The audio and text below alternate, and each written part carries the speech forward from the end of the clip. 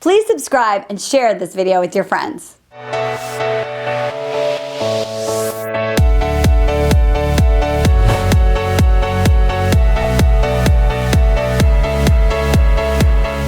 Hello, lovely ladies. It's Marni Battista. Welcome back to the Dating Den. And I have brought for you Mr. Michael Lushing.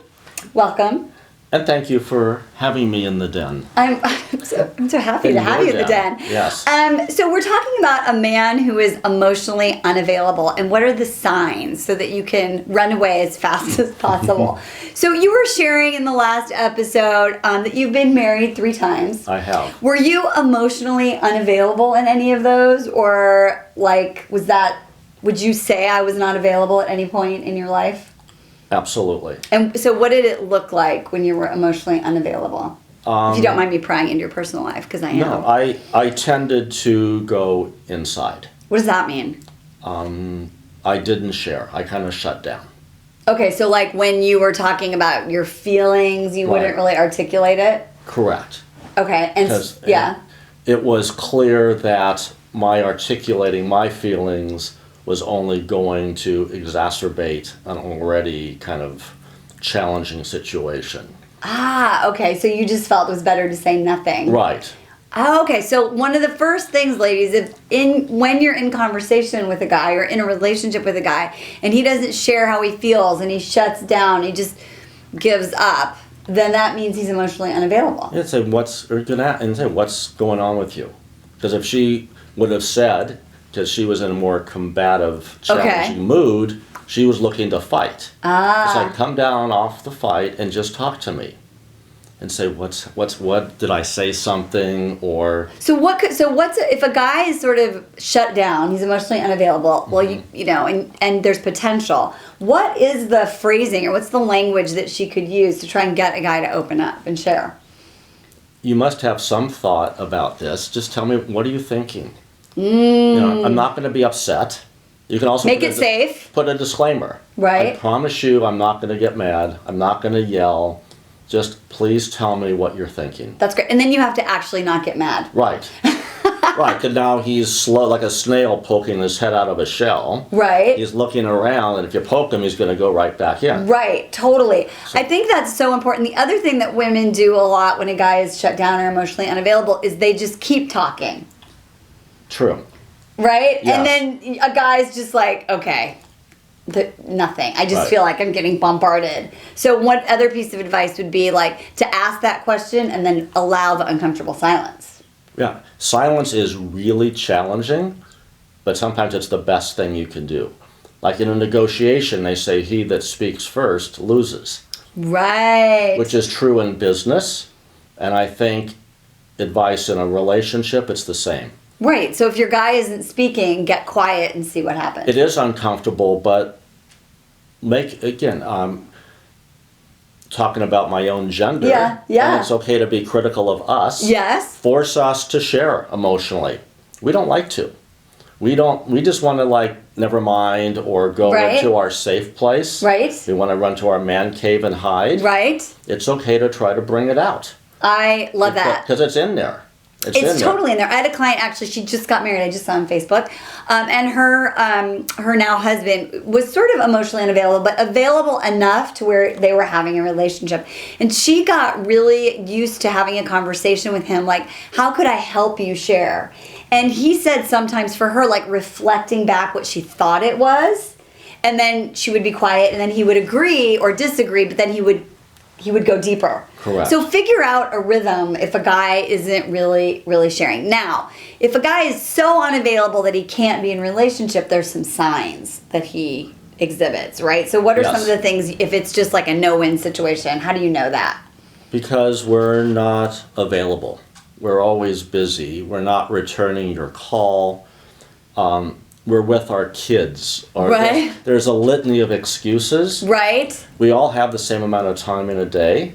If you're important, he's saying, I've got to see my kids, or I've got a work thing. Right. I've got a couple of hours. Right. So if he's looking to find a time, right, that's positive. Okay. And it may not be today or tomorrow, but it's like, I've got a really busy couple of days, but in 3 days or something. Right. So as long as there's like he's working hard to make time to see you, then you know there's some hope there. But if he's constantly busy and you're last, Right. he's not available. Yeah. Physically, emotionally, spiritually, probably a lot of different things. Right. Okay, what about men who sort of say, you know, like, I'm not in a great place to be in a relationship right now. I just got divorced. My kids are really young. I have a kid going through some hard times. Women sometimes ignore it. So what would you say to a woman who's ignoring the clear, like, direction? Absolutely don't ignore that. Absolutely. Okay, It's why? well, for multiple reasons. Yeah. It could be true, Right? and he's being honest. Right. Don't try to squeeze yourself into a place where there isn't room for you. And then complain that he doesn't make time for you. Right. Or number two, he doesn't have the courage to be honest and say, you're just not for me, or we're just not connecting. He's finding excuses. Right. So then you need to read the signs and exit yourself from Right. the relationship. Because again, if we're interested, we're making time. I am So making good. time. If I want to be with you, I will find it. And there's a lot of time in the day. There I can meet is. you a little earlier, a little later, and you can sense when a guy is trying, as far as offering Right. a time, or it's like, what does your weekend look like, or how about next month, or just Right. Anything. Yeah. Anything. Please don't be desperate. It's so unattractive. What is It- desperate? What's like desperate moves? Not hearing him the first time or the second time. And right. When we may not be clear, but we're our version of clear. Okay. If we said, I just got out of a relationship, it's too soon, you're not too going to soon. change me. Don't say, but I'm so special, or if you just get to know me a little better. Or don't think it and then, pursue and then Right. be disappointed. Okay, the last thing you had talked about when we were kind of brainstorming this was a guy's emotionally unavailable if he's not really talking about the future. Tell me more about that. So you're together, and we're all busy. So Right. when we're especially in the courting stage, Right? we want to learn about each other. We want to understand. We want to see if there's a match. Okay. And part of that is, what do we do next, or what do you like to do, and figuring out kind of, you like to travel. Where do you like to travel to, or you like to ride bikes? We're looking for commonality. Right, and like, we should go down and take Right. that drive down to Manhattan Beach, Yeah. or we should you to. know what? I love rollerblading too. You know what? Next Saturday, why don't we go rollerblading? There's interest. Yes, I want to be with you, and I'm coming up with a real suggestion. A real suggestion. That's very important. Underline. Yeah. Okay. Something concrete. Oh, yes, someday. Or if he's vague, oh yeah. If I, as the guy, am just taking the dialogue to just generic stuff about social, or about news, or about weather. If I'm not asking about you, You're that not means, available. That means I'm not interested in you, which means I've checked out. If he talks about the weather, what's so funny is someone else might be like, he's talking about the news a lot. I need to really catch up on CNN and read, the newspaper Right. before a date. He's just not that into you. Okay, last question, totally off the cuff. You're in this great relationship. Mm-hmm. What was the one quality or one moment that you knew this woman was like different from everyone else and the right one for you? Did she have any quality or do anything that could be helpful to the ladies who are watching? She was honest Okay. and vulnerable. She expressed vulnerability. That And- she had been out of a long-term marriage. Okay. She was new in the dating. Okay. She wasn't sure about all of this. Okay. And, she liked me, but she goes, I can't promise, I can't commit, Right. but let's just take it slow. Okay, great. We were talking about that. Yep. And it was all she just said it all the way it was. And didn't really matter if what I wanted. She said, this is who I am, and this is where I'm at. If you're interested, this is the pace I need to go at.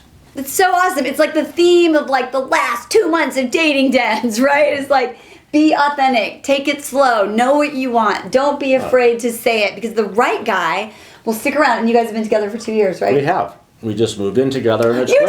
did? We Yay! did. I love it. Because she was clear. And for me, it was so nice, as opposed to if my intent was, I wanted to get her that night. Right. Oh, well. but Right. at least she was clear. Right. And so she was not the one for me if that's what I was looking for. That's so great. I'm so happy for you. Thank you. Yay! It's never too late, ladies. All right. We are done. We are peacing out. If you want to play with us, you can go to Twitter and follow me on @Marni Battista, and it's #DatingDen. Imagine that.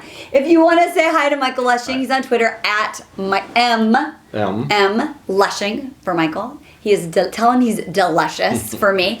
And if you want to take our free training on how to be perpetually irresistible so you can have your great guy your way, then definitely click the link in the description and go to our free webinar on how to be perpetually irresistible. I will see you soon. Datingwithdignity.com. Peace.